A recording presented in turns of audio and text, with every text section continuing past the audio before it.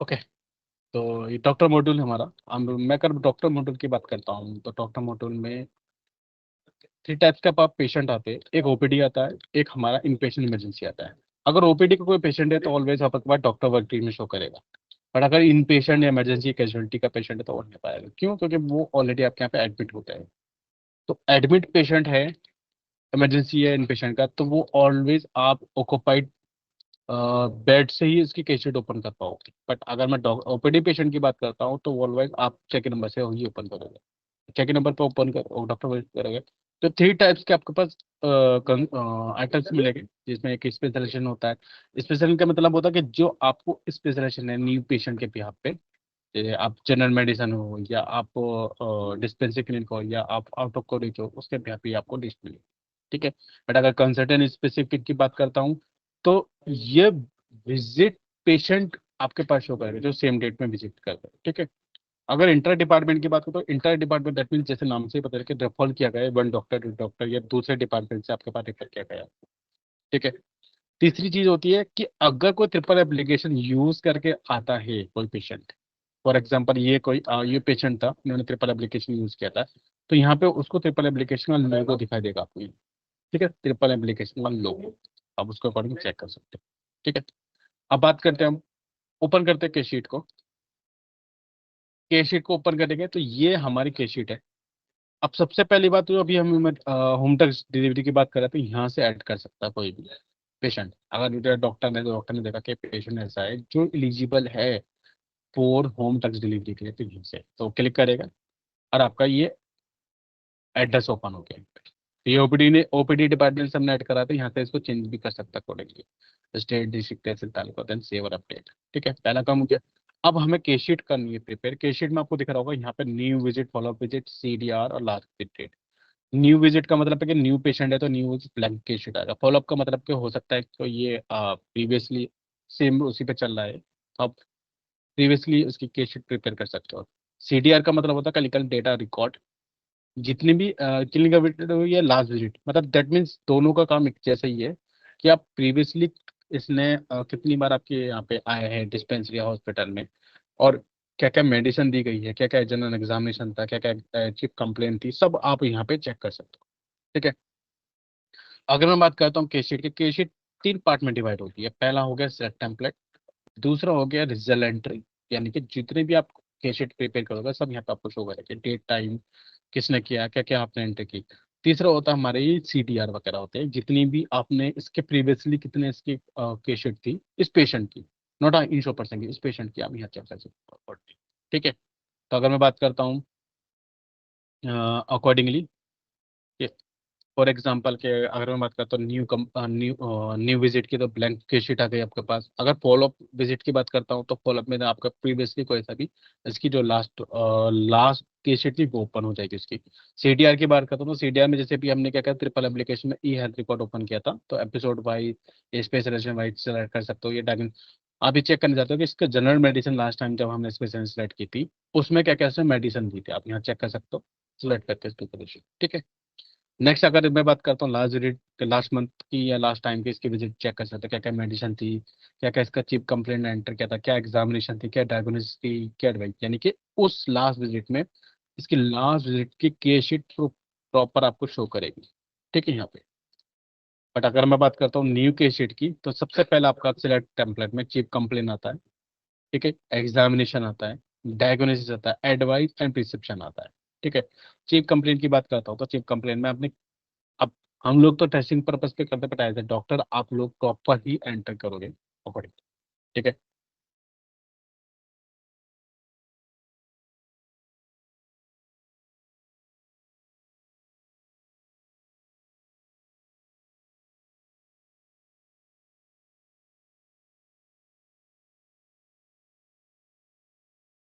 आवाज नहीं आ रही है सर।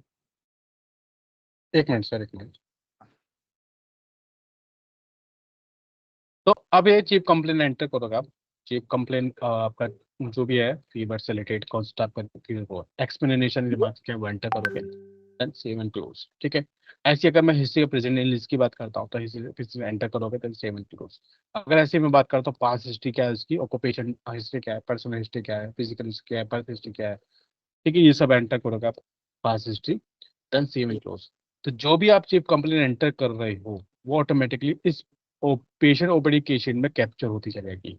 ठीक है, यहाँ पर जितनी भी। ऐसे अगर मैं एग्जामिनेशन की बात करता हूँ तो examination that is what is the examination, जो फिजिकल एक्टिविटी है उसकी, उस पेशेंट की वो चेक करें, फिजिकल एक्टिविटी की। जनरल एग्जामिनेशन की बात करता हूँ, जैसे मेंटल स्टेटस क्या है उसका, वो चेक करोगे, बीपी वगैरह चेक करोगे, थायराइड है अदर से, ये मतलब general exam physical activity according to उसकी बॉडी, जो उस डिजीज की वजह से आपका दैट सेव ऑन एग्जिट। ठीक है, ऐसी अगर बात करता हूँ सिस्टमेटिक एग्जामिनेशन की, कि भाई सिस्टमेटिक एग्जामिनेशन क्या है, कार्डियोलॉजी क्या है, सिस्टम एंटर ओरल कैविटी क्या है, टेमोलॉजी एग्जामिनेशन क्या है, या दस सेवन एग्जिट। ठीक है, देन ऐसे अगर लोकल स्पेशल एग्जामिनेशन की बात करता हूँ तो लोकल एक्सपेरिमेंट में क्या, स्पाइनी एक्सचेंज क्या है, आई आई ऑप्थोलॉजी क्या है, ईएनटी क्या है, और डेंटल एग्जामिनेशन है, स्किन एग्जामिनेशन क्या है, अदर्स ऐसे होंगे। ठीक है, तो चीफ कंप्लेन या एग्जामिनेशन हमने एंटर किया, ऑटोमेटिकली आपको यहाँ शो करेगा, और आपको ये दिखाई भी देगा कि यहाँ डॉक्यूमेंट्स ऑन का मतलब है कि कौन से डेट और टाइमिंग में हमने ये एंट्री किया है, किस यूजर ने, कि उसका नेम यानी कि डॉक्टर का नेम आपको यहाँ शो करेगा। ठीक है, इसको आप अगर इस नेक्स्ट टाइम जब भी ये पेशेंट आएगा तो ये चिप कंप्लेन आप लास्ट विजिट में भी चेक कर सकते हो। सीडीआर में तो आपको स्पेशलाइजेशन के भी यहाँ पे ही चेक करेगी मेडिसिन वगैरह, और लास्ट विजिट में आपको दिखाई देगी प्रॉपरली लास्ट विजिट कैसी इसकी कब की थी। ठीक है, अब चलते डायग्नोसिस क्या है। डायग्नोसिस एंटर करोगे तो भाई डायग्नोसिस और डी डायग्नोसिस दोनों एंटर करेगा कि वायरल फीवर है, साइंटिफिक लक्षण के भी यहाँ पे उसका डायग्नोसिस कौन सा है, प्रोविजनल है, डिफरेंशियल है, या फाइनल है, देन ऐड करेगा। ओक्यूपेशनल डिसीज क्या है वो एंटर करेंगे, कि जैसे अगर फीवर है किसी को, किस टाइप का फीवर है, कैंसर है या एक्सवाइजर। ठीक है, देन सेव एंड क्लोज। ठीक है, ये तरह के डायग्नोस ऐड हो गया। डायग्नोस हमने ऐड किया, किस डेट को किया था, किस डॉक्टर ने किया था, वो डायग्नोस आपका एंटर हो गया। ठीक है, अब चलते हैं हम prescription advice and prescription. Advice patient में आपको दिखेगा ऑलवेज कि ये मेडिकेशन का है, यही सबसे इंपॉर्टेंट पार्ट होता है कि हम मेडिसिन क्या है, जो आप लोगों क्या हम जब डिफाइन करते हैं वहाँ पे स्टोर फार्मेसी में, अगर आपने देखा होगा तो इसका इम्पैक्ट कहाँ जाता है हमारे पास, यहाँ पे। एक तो ये ऐड हो गया होगा, डॉक्टर के पास यहाँ दिख जाएगा कि हमारे इस अगर जो मैंने डिफाइन किया है, फॉर एग्जांपल मैंने सब स्टोर डिफाइन किया है एज ए डॉक्टर अपने यहाँ पे फार्मेसी स्टोर को, उसमें करंटली स्टॉक कितना है अवेलेबल, मैं यहाँ से चेक कर सकता हूँ। ठीक है, या अगर मैं direct issue last time issue देखना चाहता हूँ तो यहाँ से चेक कर सकता हूँ, बट अगर मैं यहाँ पे न्यू मेडिकेशन ऐड करूंगा तो वो कैसे होगा वो आपको बताता हूँ। अब जैसे फॉर एग्जांपल अभी किसी ने पूछा भी था कि सर उनका ड्रग्स वगैरह से रिलेटेड था, तो अब जैसे फॉर एग्जांपल मुझे मेडिकेशन देनी है, और उस बिफोर दिस मैंने एज ए डॉक्टर किसी भी स्टोर को डिफाइन कर दिया जहां से मैं प्रिस्क्राइब करूंगा मेडिसिन टू द पेशेंट को, तो मैं ऐड बटन पे क्लिक करूंगा।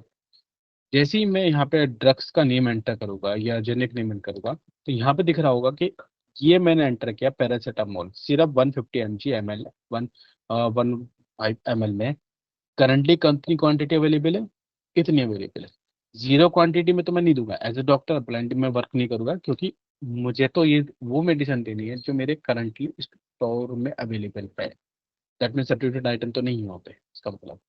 कब, तो दैट मीन्स यहाँ पे मुझे शो हो गया कि ये पैरासीटामोल का सिरप है 125 mg में है, जो कि करंटली इतना अवेलेबल है, तो जीरो आइटम को मैं क्यों प्रिस्क्राइब करूंगा पेशेंट को। ठीक है, तो यहाँ पे मैंने ये चीज ऐड करूंगा। ठीक है, कितनी ड्रग डोज है, कितना ड्यूरेशन है, फ्रिक्वेंसी है, क्वांटिटी है। ठीक है, स्टार्ट फ्रॉम कब से है। ठीक है, वो एंटर करूंगा। देन उसके बाद सेव सेव करूंगा। ऐसी इन्वेस्टिगेशन की बात करते हैं। इन्वेस्टिगेशन क्या होता है, एक रेडियोलॉजी डिपार्टमेंट होता है, अपन लैब टेस्ट कराना हो, इमेजिंग हो, इमेजिंग में मतलब एक्सरे या एमआरआई वगैरह कराना किसी का, तो वो होता है इन्वेस्टिगेशन। ठीक है, इन्वेस्टिगेशन एक तरीके से टेस्ट करना फिजिकल एक्टिविटी, तो वो आप ऐड करोगे। आप जो भी प्रोफाइल का नाम यहाँ डालोगे ना, आप ब्लड टेस्ट कराना, किसी का ब्लड टेस्ट कराना तो ब्लड का नाम से डालोगे, किसको अगर इमेजिंग डिपार्टमेंट के पास भेजना है तो वहाँ पे इमेजिंग की प्रोफाइल एंटर करोगे, कि जो फॉर एग्जाम्पल चेस्ट का या फिर उसका एक्सरे वगैरह कराना तो हम एक्सरे का प्रोफाइल का नाम एंटर करोगे, प्रोडक्ट डालोगे, शेड्यूल डेट डालोगे, देन से। ठीक है, अब चलते हैं इसमें हेल्थ इंटरवेंशन सर्जरी क्या है। ये ओटी से रिलेटेड होता है, ऑपरेशन थिएटर। ठीक है, आप उसका ओटी का नेम एंटर करोगे, सर्जरी में रिक्वेस्ट इन मेन ओटी है, एनेस्थीसिया रिक्वायर्ड है, ये सब एंटर करोगे। ठीक है, देन सेव, और आपका ओटी ऐड हो। अब इसको एडिट भी कर सकते हो, डिलीट भी कर सकते हो, या मोर देन अगर फॉर एग्जांपल आपको और मेडिसिन देनी यहाँ ऐड कर सकते हो। फॉर एग्जांपल आपको एक लैब टेस्ट कराना, ब्लड टेस्ट, एक इसका एक्सरे कराना, वो चेक करा सकते हो। ऐसे अगर किसी को 2 ओटी कराना है तो 2 ओटी हो जाएगा। फिर ऐसे डायग्नोसिस एंटर करोगे अकॉर्डिंगली, तो ऑब्वियसली ठीक है। ऐसे अगर ओडी डायग्नोसिस करोगे देन एडवाइस क्या है, एडवाइस करोगे देन सेव। ठीक है, इस तरीके से हम क्या कर सकते हैं, आपका प्रिस्क्रिप्शन ऐड कर सकते हैं। ठीक है, ओके। ओके ना। और कोई क्वेरी? वो सर ये सर्टिफिकेट जनरेशन एक बार, मेडिकल लीव सर्टिफिकेट जो देते हैं और मैटरनिटी। बेसिकली मेडिकल सर्टिफिकेट हमारे पास ये होते हैं 5 टाइप के। ठीक है, अब कोई पेशेंट आता है आपके पास, फॉर एग्जांपल आज कोई पेशेंट आया, आपने चेक किया एज ए डॉक्टर। ठीक है, तो आप क्या करते हो कि आप कंफर्मेशन देते हो कि ये 2 दिन में, 3 दिन में, एज ए आइडिया के बिहार पे, ये 2 दिन में, 3 दिन में इसका हो गया। जब तक डॉक्टर कंफर्मेशन नहीं देगा, जब तक उसके बिहार पे आपका सर्टिफिकेट अपलोड होगा। ठीक है, अगर डॉक्टर ने कंफर्म कर दिया ये 1 या 2 डेज के अंदर इसका रिचार्ज कर देंगे, तो फर्स्ट ऑफ ऑल हम उसको फर्स्ट एंड फाइनल सर्टिफिकेट देते हैं, जो 3 दिन के लीव पे होता है। ठीक है, जो फर्स्टली होता है, फर्स्ट एंड फाइनल का मतलब होता है कि ये आया, एडमिट हुआ, डिस्चार्ज हो गया। ठीक है, 1 या 2 दिन का बाद। ठीक है, दूसरी चीज है, कोई पेशेंट ऐसा आया रेयर डिसीज में, डायबिटीज उसका ऐसा है कि डॉक्टर ने कंफर्म नहीं किया है, एंड देन उन्होंने चेक किया कि इसकी कंडीशन ज्यादा सीरियस है, तो उसके भी यहाँ पे हम जिस दिन एडमिट होता है उस दिन से लेकर अब 7 डेज तक हम फर्स्ट सर्टिफिकेट देते हैं उसको। ठीक है, तो 7 दिन की लीव पे अप्लाई होता है। अब जैसे ही वो पेशेंट कंटिन्यू ट्रीटमेंट पे चलता है, मेडिकल ट्रीटमेंट पे चलता है, मेडिकल सर्विस की नीड है उसे, और तो हम कंप्लीट 7 डेज के बाद ही उसको इंटरमीडिएट सर्टिफिकेट देते थे, जो 7 डेज का और होता है। वैसे तो अगर मैं बोलूँ तो first certificate plus intermediate certificate as A S B claim के भी यहाँ पे 91 डेज तक हम देते हैं, 91 दिन तक। But yes. अगर कोई, हाँ, अगर ये कोई केस ऐसा हो जाता है कि जैसे आपको स्टार्टिंग में ही पता चल जाता है आपका फर्स्ट सर्टिफिकेट, एक दो इंटरमीडिएट सर्टिफिकेट डालने के बाद, कि ये स्पेशल एक्सटेंडेड सिकनेस में चल चुका, जैसे हमारे पास 34 डिसीज होती है स्पेशल इंटरमीडिएट सर्टिफिकेट में।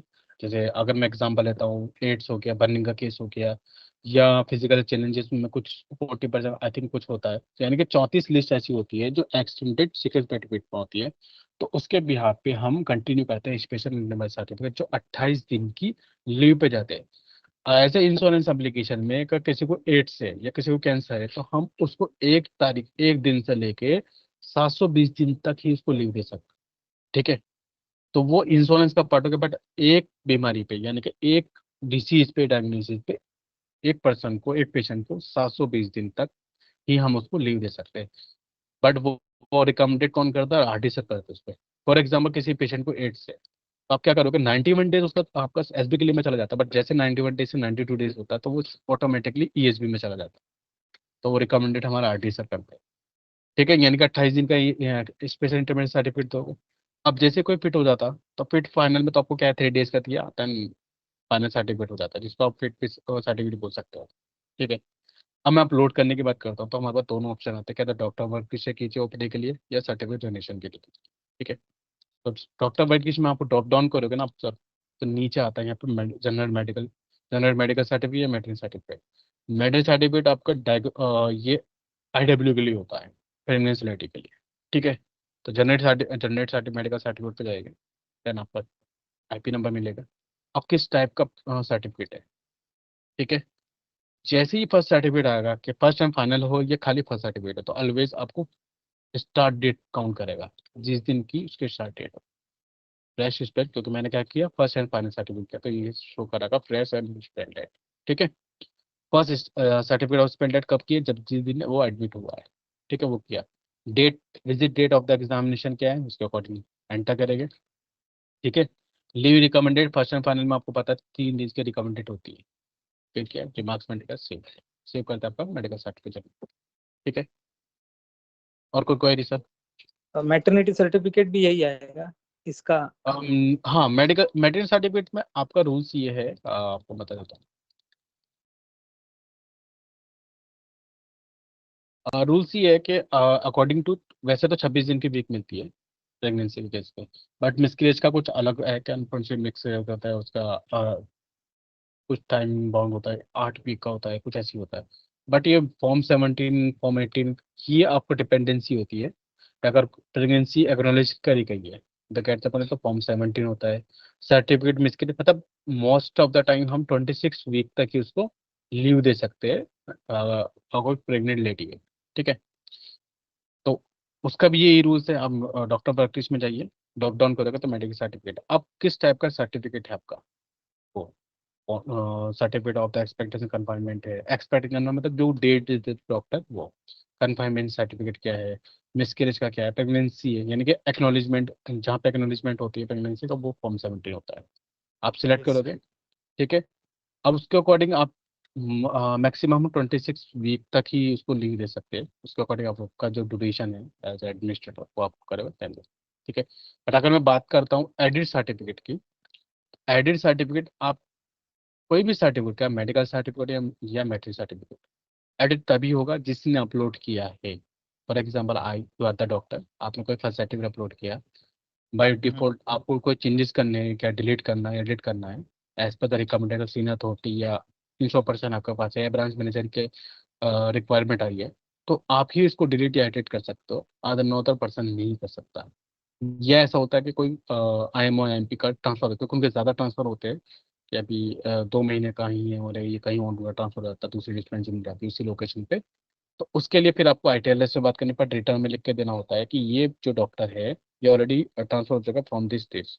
ठीक है, तो तब आपका हो जाता है।